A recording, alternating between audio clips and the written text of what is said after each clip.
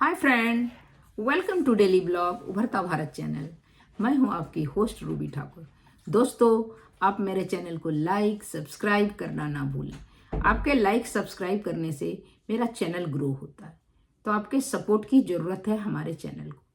तो आज जिस टॉपिक पर मैं वीडियो बना रही हूँ वो है कि बाहर अन्य कंट्री का, जैसे इंडिया है, बांग्लादेश है, पाकिस्तान है, ऑस्ट्रेलिया है, इंग्लैंड है और भी कंट्री, न्यूजीलैंड है, उन सब कंट्री को के स्टूडेंट को, बच्चों को अगर अमेरिका पीएचडी डॉक्टर ऑफ जो है पीएचडी अगर करने के लिए आना हो तो उसके लिए क्या करना है। तो अमेरिका में पीएचडी करने के लिए किसी भी विदेशी छात्र, जैसे Bharat, Bangladesh, England, Australia, New Zealand, किसी भी देश के जो कुछ जरूरी टिप्स है फॉलो करने पड़ते हैं।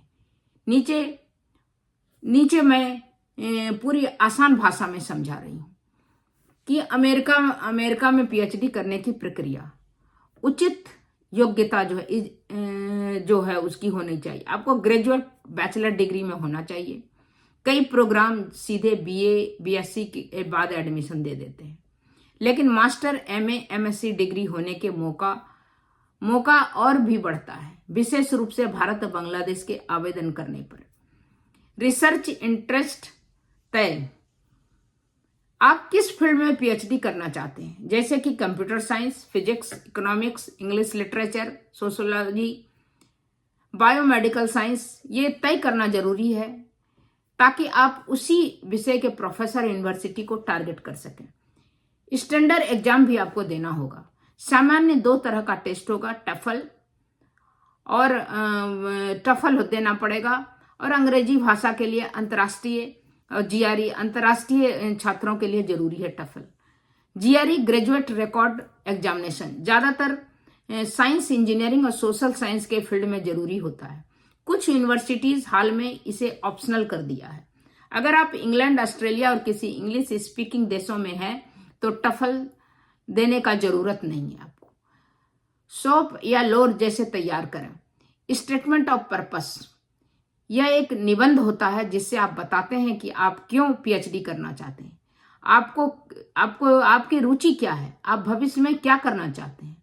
लेटर ऑफ रिकमेंडेशन, कम से कम 2-3 प्रोफेसर या काम के सीनियर लोगों को आपके लिए सिफारिश लिखते हैं। यूनिवर्सिटी ढूंढें और अप्लाई करें। ऐसे यूनिवर्सिटी खोजें जो आपकी फील्ड में रिसर्च कर रही हो, फंडिंग स्कॉलरशिप देती हो, जैसे रिसर्च असिस्टेंटशिप, टीए हुआ टीचिंग असिस्टेंटशिप। हर यूनिवर्सिटी में अपने वेबसाइट, ऑनलाइन एप्लीकेशन पोर्टल होता है। आप 5-10 यूनिवर्सिटी में एक साथ अप्लाई कर सकते हैं। फंडिंग देखें, स्कॉलरशिप, अधिकतर पीएचडी प्रोग्राम में आपको पूरी फंडिंग दी जाती है। ट्यूशन फी, मंथली स्टाइपेंड लगभग 1500 से $2500 तक प्रति माह। ये फंडिंग टीचिंग और रिसर्च असिस्टेंट बनकर मिलती है। तो अगर आपको एडमिशन मिल गया तो यूनिवर्सिटी आपको 1 to 20 फॉर्म भेजती है, I-20 फॉर्म भेजती है। फिर आप F1 स्टूडेंट वीजा के लिए अप्लाई करते हैं। इसके बाद इंटरव्यू होता है यूएस एम्बेसी में। तो सभी देश के स्टूडेंट के लिए अलग अलग ये प्रक्रिया लगभग समान होती है, लेकिन कुछ विशेष बातें। भारत के लिए जीआरई अनिवार्य है, जीआरई टफल। बांग्लादेश के लिए भी जीआरई टफल अनिवार्य है। इंग्लैंड के लिए जीआरई टफल नहीं है, अब अवसर का छूट है इसका। ऑस्ट्रेलिया के लिए भी छूट है क्योंकि इंग्लिश स्पीकिंग कंट्री है ये, इसमें इंग्लिश की जरूरत नहीं है, इंग्लिश ऑलरेडी उसको आता है। नाइजीरिया, केनिया के लिए भी टफल अनिवार्य है। तो एसओपी बहुत अच्छी तरह से लिखें, यह सबसे अहम हिस्सा होता है। समय रहते एग्जाम दें। जीआरई और टफल के लिए तैयारी 3-4 महीने में लग जाते हैं। यूनिवर्सिटी की एप्लीकेशन डेडलाइन देखें, ज्यादातर दिसंबर-जनवरी में होती है। अगर आप चाहें तो इस तरह करके पीएचडी कर सकते हैं। तो तब तक दोस्तों इतना ही, फिर मिलती हूं अगले कुछ न्यू इंटरेस्टिंग टॉपिक के साथ। अगर आप स्टूडेंट हैं, अगर आप अमेरिका आना चाहते हैं, और अगर भारत के हैं तो आपको जीआरई टफल देना ही पड़ेगा।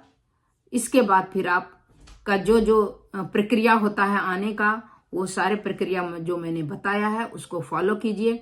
इसके बाद आप यहाँ आ सकते हैं और आप स्कॉलरशिप पे आए तो ज़्यादा बेहतर है। आप अपने परिवार पर बोझ नहीं बनेंगे। आप यहाँ पर आप काम भी करेंगे और साथ में आपको लगभग 1,500 से लेके 2,500 प्रति माह डॉलर जो है मिलेगा। और आपको वही है कि आप यहाँ पर रिसर्च असिस्टेंटशिप कर सकते हैं या टीचिंग असिस्टेंटशिप करिए और उससे स्कॉलरशिप आपको फंडिंग मिलेगा और आप आराम से रह सकते हैं, अपने पैर पे खड़ा रह सकते हैं, अपना पैसा रहेगा आपको। तो आपको आपके फैमिली को जिम्मेदारी भी नहीं रहेगा कि बाहर पढ़ा रहे हैं, इतना खर्च हो रहा है और मुश्किल है क्योंकि रुपीज और डॉलर का बहुत वैल्यू अंतर है।